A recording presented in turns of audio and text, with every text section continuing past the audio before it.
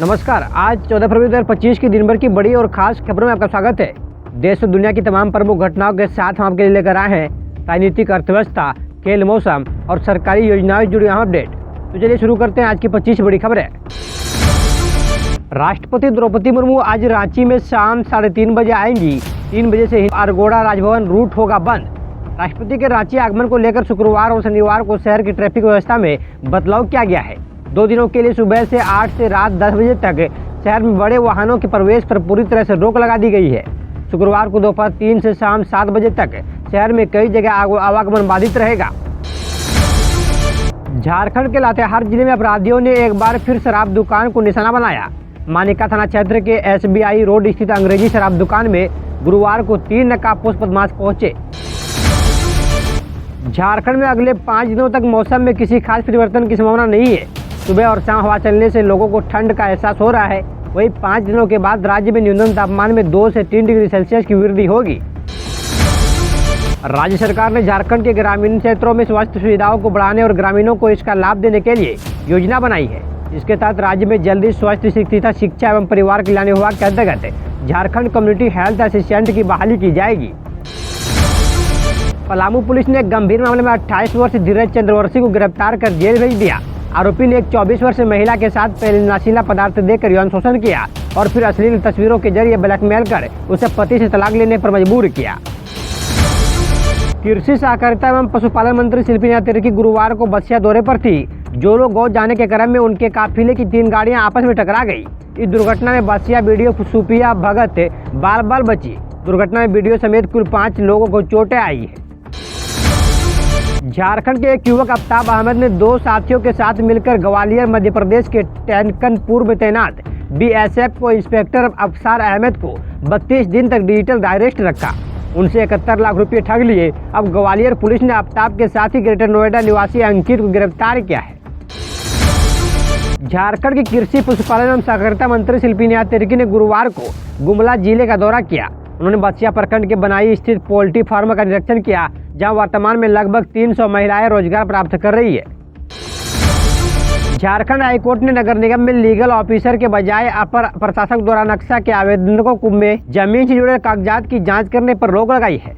अदालत ने कहा कि लीगल ऑफिसर को कागजात की जांच करनी है तो वही करेंगे। लीगल ऑफिसर का पद रिक्त है तो उसे भरे।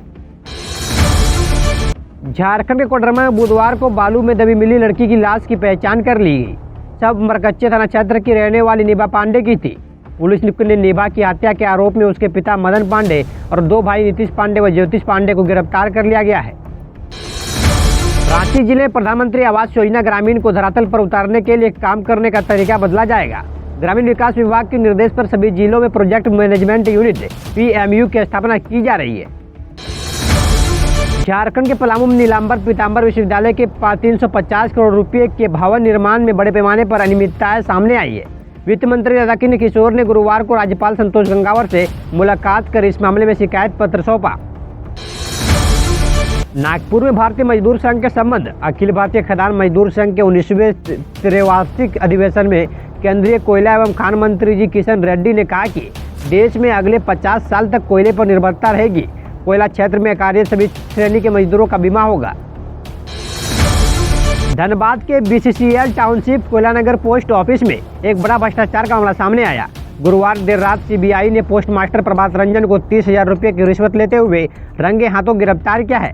प्रभात रंजन ट्रांसफर और पोस्टिंग के मामले में रिश्वत ले रहे थे। झारखंड लोक सेवा आयोग JPSC के अध्यक्ष का पद 175 दिन से खाली है। इसमें 11वीं और 13वीं सिविल सेवा परीक्षा का रिजल्ट अटका हुआ है, जबकि उत्तर पुस्तिकाओं का मूल्यांकन करीब 7 महीने पहले पूरा कर लिया गया है।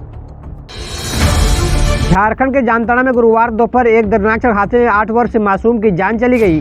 गोविंदपुर साहिबगंज हाईवे पर टिकाई मोड़ के पास तेज रफ्तार ट्रेलर ने बाइक सवार पिता बेटी को टक्कर मार दी।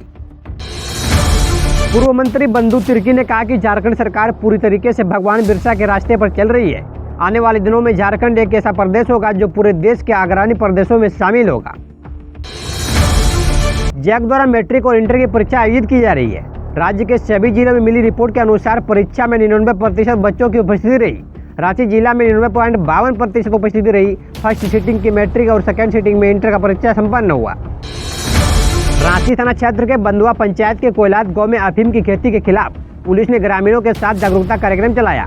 अफीम से होने वाले नुकसानों के बारे में बताया गया। इसके बाद सभी ग्रामीण खुद से लाठी डंडे लेकर खेतों में उतरे और 30 एकड़ में लहला रहा अफीम को नष्ट किया। झारखंड कुर्मी महासभा ने राज्यपाल संतोष कुमार गंगावर से टोटोमित कुर्मी को अनुसूचित जनजाति की सूची में शामिल करने की मांग की। इस मामले में गुरुवार को प्रतिनिधिमंडल में राज्यपाल से मुलाकात की। अनुसंधान केंद्र पलांडू में कटहल की तुड़ाई पूर्व और तुड़ाई उपरांत प्रबंधन एवं प्रसंस्करण विषय पर 2 दिवसीय प्रशिक्षण कार्यक्रम का आयोजन किया गया।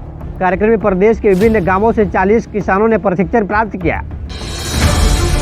रांची 38वें नेशनल गेम से उत्तराखंड में झारखंड की महिला हॉकी टीम ने अंतिम मैच में महाराष्ट्र को 2-1 पराजित कर कांस्य पदक जीता।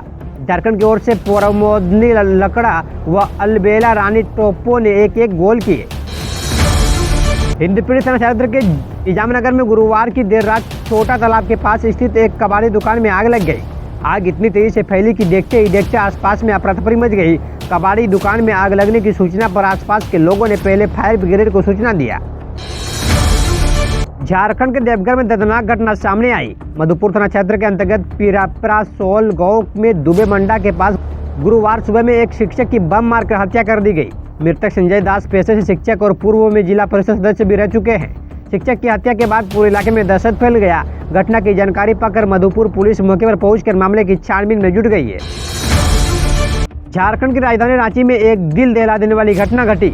यहां एक घर में आग लगने से दंपति की जलकर मौत हो गई। पुलिस ने गुरुवार को यह जानकारी दी।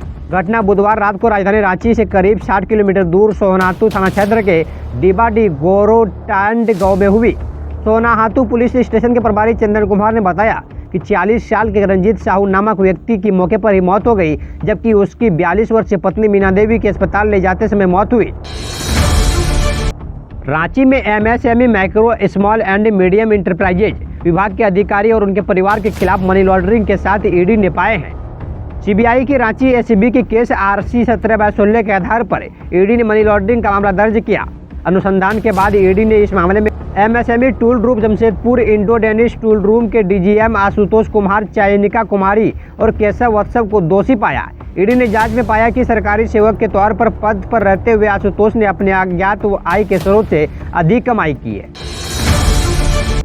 गोड्डा पुलिस अधीक्षक अभिनेश नेतानी ने द्वारा सभी अनुमंडल पुलिस अधिकारी, पुलिस निरीक्षण, परिचारी थाना प्रभारी, शाखा प्रभारी एवं अन्य पुलिस अधिकारियों के साथ मासिक अपराध गोष्ठी आयोजित कर अपराध विधि व्यवस्था पुलिस द्वारा किए जा रहे कार्यों के संबंध में विस्तृत परिचर्चा पर दिया आवश्यक दिशा निर्देश। यह थी झारखंड की आज की 25 बड़ी खबरें। इसी तरह झारखंड के छोटी बड़ी खबरों के लिए बने रहे सोशल मीडिया के साथ। जय हिंद, जय भारत।